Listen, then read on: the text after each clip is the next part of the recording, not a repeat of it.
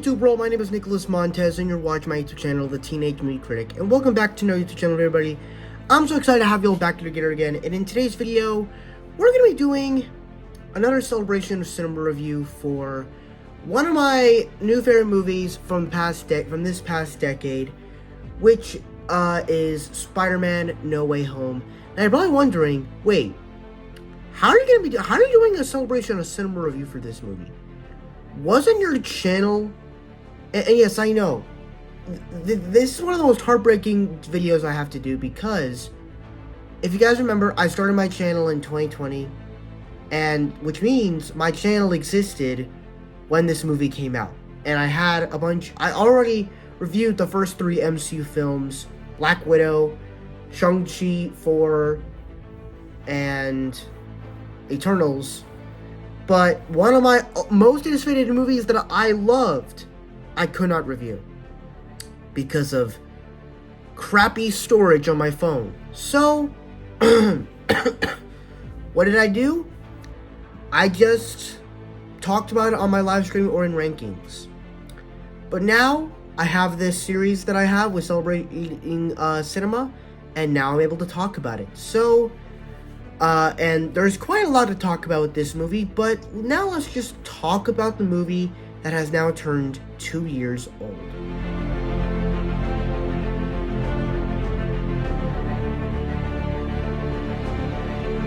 Okay, so I know that the movie is, the story itself and the setup of it is not great. Obviously, I don't really like the first hour, I don't really like the first half of this movie with the whole school, and honestly, I wish that this movie could have opened in like a very serious tone. We're not doing no jokey stuff. Like, that's, like, I think the first half of this movie with the story and the teachers making jokes about how Peter's a murderer, Mysterio was right, like, I hated that stuff. Like, this should have been a thing. Like, honestly, I hated the teachers throughout this trilogy. Like, it worked in Homecoming, but then when you get to Far From Home, it just becomes too funny, and then I'm glad we didn't get much of them in this film, because it really ruins it.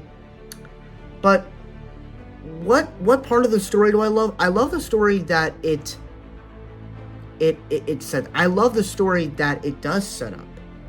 That it creates this big arching story where you get to have Peter B. Parker. You get to have our version of MCU Peter Parker become the official Spider-Man, where you start to realize, why didn't Peter Parker have an origin story with his first film in the trilogy? It's because the whole trilogy was his origin story. And now we get into Tom Holland's Spider-Man 4, he'll be able to do normal Spider-Man stuff on the streets of New York. And I think that's going to be awesome. Likewise, it's also just great to have them kind of the first multiverse movie in the MCU, with an actual multiverse Spider-Man live-action movie, with bringing in the live-action Spider-Man and the villains back, all that in great glory. So, yeah, the setup of the story, the way that the story is set up, it's not great, but the execution of it all was fantastic.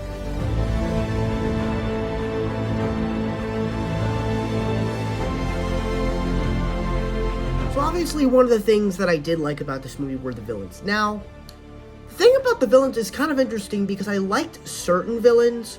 I did not love all of them. I thought most of them were kind of underused, but I think, to sum up all the villains, I think I liked the way they were used. That in the way that they're, like, how do you do a story as to, like, answer the question, why is it so exciting to see all these villains interact together? Because we've spent time with them in their past movies. It's what the Avengers did. That's kind of what this. Think of it as like an Avengers film. The Avengers ran so No Way Home can walk. Why was the Avengers so good? Because you got all the character interactions. And you have all these characters from all these different franchises, with a super soldier from the 40s. You got a guy that can build a suit of armor that can fly. A Norse god. A superpowered being with gamma radiation. An archer. A spy. That's fun. And here you get a bunch of Spider-Man villains interacting that are from different universes, and it's awesome. But as for like certain characters like Sandman and Lizard, I think didn't really do anything that impressed me. They felt Lizard just felt like he was doing the same thing, just he had no intelligence and he could talk. I'm not really sure if I like this design of him more or the one from the Amazing Spider-Man film, but either design is fine because from a distance they look the same. Besides their faces, they look pretty much the same. Sandman, he was fine. And the thing is, I'm not sure if anyone knows this, but Thomas Hayden Church and the actor that plays Lizard, I don't think they came on set to do this movie. I think they recorded some lines, and that was it. And the clips that they show when they're in human form, I believe is taken from Spider-Man 3 and The Amazing Spider-Man. So, yeah, but like I said, this review's not talking about bad stuff, but I have to acknowledge certain stuff because I'm including it in the villains thing. But obviously for the villains that did show up, which were Alfred Molina's Doc Ock, Willem Dafoe's Green Goblin, and Jamie Foxx's Electro, we'll talk about those villains since they are the ones that showed up and they're actually the villains that I actually did like. We'll talk about Electro first, since he's kind of easy to get out of the way. I liked him much. I like the way that he was used. He's basically cool. Jamie Foxx is what it is. That it doesn't feel like this weird version that we saw in The Amazing Spider-Man 2. But I still thought the way they handled him was really cool. And the fact that he got the power up from the arc reactor, from the Stark arc reactor, that was really cool. And somehow the arc reactor is powering him up, kind of like the thing that Thor and Iron Man did in the Avengers films. Really, really cool. After meeting Doc Ock, I thought that, he's the first villain that appears in the movie. I thought that he's a character that wasn't really a villain in this movie. He starts out as a villain, but the reason for that is because he's taken from the moment when he's about to kill Toby's Peter. And at that time, he's still bad, and that's before the time he actually gets control of his tentacles. And it would have been cool if you actually got more fight scenes with him fighting the other Spider-Man, but I think it's a redemptive arc that he actually gets fixed first and he becomes one of our superheroes. That we don't get Doc Ock in this movie, we get Otto Octavius back in this movie. I think that's a great redemptive arc for a villain in this movie, and it's like they actually did something unique in the movie. Like they did something unique with one of our villains that we love for so many years, and that's how you do it to bring him back. I loved it. You don't bring Doc Ock. You're not bringing back Doc Ock.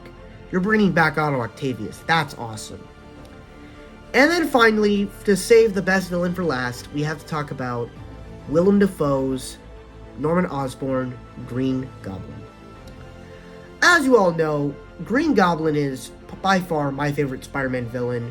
And if you guys don't know, I would definitely say Green Goblin is the biggest threat to Spider-Man yet.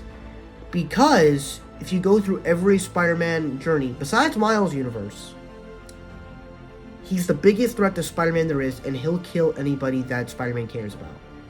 Tobey Spider-Man, he tried to kill Aunt May and kill Mary Jane. Andrew Spider-Man, he was the cause of killing Gwen. And now you get Willem Dafoe's Green Goblin in the MCU. And first off, the performance of Willem Dafoe, fantastic. Easily one of the best performances in the MCU since, I don't know, like if you I can't think I love Thanos, but if honestly, I hope that there's actually an MCU version of Norman Osborn and Green Goblin out there, because they need to bring this villain into the MCU. They need to have Tom Holland fight off his own version of Green Goblin, because this character is awesome. That scene when he webs him to the thing and he gives off this speech and you just see all the stuff that Willem Dafoe is giving, and then also just have that great showdown with Tom, have that big fight in the condo. It's so good. Oh, like, how do you do a brutal fight in 21st century technology that's updated and that's quite looking better and choreographed better than the fights in Spider-Man 2002? Fantastic. And even the fight on the shield, fantastic. Oh, I love the fights in this movie. And honestly, this movie makes me more scared of Green Goblin. Like, you actually, like, when he's in the room, you feel like he's an actual threat, like he could actually kill someone. And as you guys know, I have plans to work on movies and stuff, and I want to introduce Green Goblin in the MCU in like a Miles Morales story.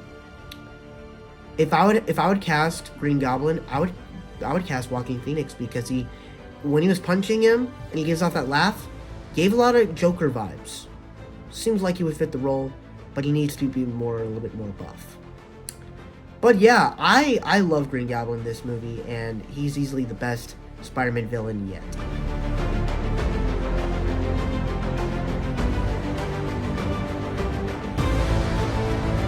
So now, unlike the Spider-Man villains, I actually liked all of the Spider-Man stuff. And I think that what makes this interesting is both the way that the scenes played out when you're watching them in the theater. If you guys don't know, Spider-Man No Way Home is my favorite movie experience of all time. My favorite movie theater experience. Because unlike Endgame, where I don't really remember much of the cheers when everyone was coming through the portals, I remember what the theaters were like that night. When Andrew comes through that portal and he pulls his mask off, everybody went crazy, and you felt the energy through the room. And it was just one of the most exhilarating things. I love when movies can excite you and make you cheer. You don't care what's going on. You don't care if the story is cheesy. You don't care about it. It's moments like that that makes you great and excited. And as soon as he enters back, it's so good to see him again. But even the little moments, the little comedy bits he has about sticking to walls with MJ and Ned, it's so good. And him having to climb up on the ceiling to get the cobwebs that are in the corner, like, all that is good. And then you get Toby entering, which honestly I don't really remember much of a loud cheer. But once Andrew comes in and starts looking for more Peters, you realize Toby's gonna come back in this one too, so yeah. But beyond just it being awesome fan service, I really like the way they were used. First off, and even with the fan service stuff, what was so exciting about them coming back is we haven't gotten Tobey Maguire's Spider-Man since Spider-Man 3, which was back in 2007, the year I was born. And we haven't gotten Andrew Garfield's Spider-Man since The Amazing Spider-Man 2 in 2014. And that was like 2 years before Spider-Man joined the MCU. And so just to have them back was amazing. But beyond just it being fan service, I really like the way their characters were used. And even going into this film, since it's, the live-action Spider-Verse, I was thinking, who was going to be our Peter B. Parker of this movie? I expected it was going to be Tobey's Peter, because he's the older version, he's suffered a lot more, he's lost a lot more people, in a way. But really, when you think about it, it's Andrew's Peter that is the Peter B. Parker of this story, except it's a lot more darker. He's obviously not fat, he doesn't have his MJ, yet at least. But I love the way they actually examined his story, that after he lost Gwen, he stopped holding his punches and he became rageful and he got bitter. And I'm like, I loved hearing all that stuff. And then even with Peter, with Tobey's Peter, you can tell that because he's the older Spider-Man, he's learned a lot more. Even as he said in the film, he was like, it took me a long time to get through that darkness. And honestly, with their characters coming back, because for me, Tobey's my favorite Spider-Man. I love Toby. But if I'm being honest, if with this movie, because we kind of got some context to what's going on, Toby is able to handle being Spider-Man and being in a relationship with Mary Jane. All that stuff is great. And Toby giving hope to Andrew to find his MJ. That's really good stuff. And honestly, from what this movie gave us in their updates in their universes, people keep asking me, well, what movie would you want? Amazing Spider-Man 3 or Spider-Man 4? I want Amazing Spider-Man 3 because Andrew's story sounds a lot more exciting and satisfying and emotional than what Tobey's Spider-Man is. Because to me, even though I don't like Spider-Man 3, it's a flawed movie, his story feels kind of complete. Because he's gone through the darkness, it seems like his story is more complete. So I guess it would be fun to see a Spider-Man with him, but I don't know. But beyond that, it got a little too heavy. But beyond that, like the villains, which I don't think was as exciting, the treat of having our Spider-Mans interact was so much fun. I mean, them doing the meme in the science lab, talking about Andrew cracking Toby's back, them talking about the villains they fought, Toby mentioning Venom, Andrew mentioning Rhino, Tom mentioning him fighting Thanos in the Black Order. All of that stuff was so much fun.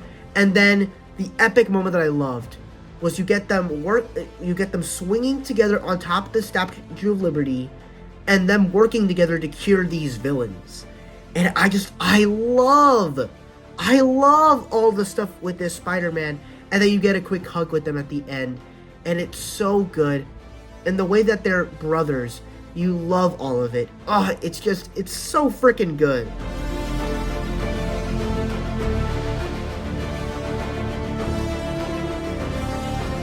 And I think the final thing we'll talk about here is the tone. For me, of all the Spider-Man movies in the MCU, this is easily the Spider-Man film that has the best tone. As, obviously, it starts out pretty wonky like the past two Spider-Man films, with the very comedic teachers that can't take anything seriously, and saying Mysterio was right. But once you get the multiverse stuff, really, the film changes when you get to the death of Aunt May. And I love that there's that moment that changes everything. And that whole condo scene, from when the curation of Doc Ock to the fight with Green Goblin and to the death of Aunt May, it's so executed well, and that it sets up so many great things. And what's so amazing about this is that the tone is able to have you cry your eyes out from Aunt May dying, and then like 5 minutes later, your body is exhilarated with excitement, or you're probably crying with excitement, with happiness and joy from seeing Spider-Man come through portals. And then you're crying again when you have them talking about Gwen and MJ and Uncle Ben, and it's like the way that this movie's able to mix in so many different emotions. And then you get more excited, and then you also get some laughs, you get some more exciting moments, and then you get some more emotion. And it's like, this movie, in the way it's able to comprehend emotions, is brilliant. And it's able to be emotional. It's able to have stakes. And honestly, I think that No Way Home, ever since I saw No Way Home, some of the best MCU films felt a little bit like that. With Wakanda Forever, even though the whole movie of Wakanda Forever, it kept the right tone since the very beginning. So I can't really say that the death of Ramonda really changed the movie. It did for me in a sense when the theater happened, because after Queen Ramonda's death and led into the final battle, nobody was talking. And then you get into Guardians 3, and one of the things I love about that movie, the whole movie is that big moment. Technically the big moment happens at the very beginning, with the ambush with Adam Warlock attacking the Guardians on Nowhere, and the injuries of Rocket getting injured by Adam Warlock. So I think this movie paved the way of how to do a great tone for these beloved franchises with Spider-Man, with Black Panther, with Guardians of the Galaxy, and it just does it so great. So yeah, I love the tone. I love the Return of Spider-Man. I love certain villains in the movie. I loved the story that it was able to set up and execute it. It was all great. Minor nitpicks with the beginning of the story and the setup. Besides that, this movie's an epic Spider-Man movie. I love it so much. And that is why it's my favorite. It's one of my favorite movies of this decade. And yeah, that's my review for Spider-Man No Way Home. Happy 2 years. Thank you guys so much for watching. I really hope you enjoyed. Don't forget to like, comment, and subscribe. All my social media stuff is in the about section over there. And I'll see you guys in the next video. Bye-bye.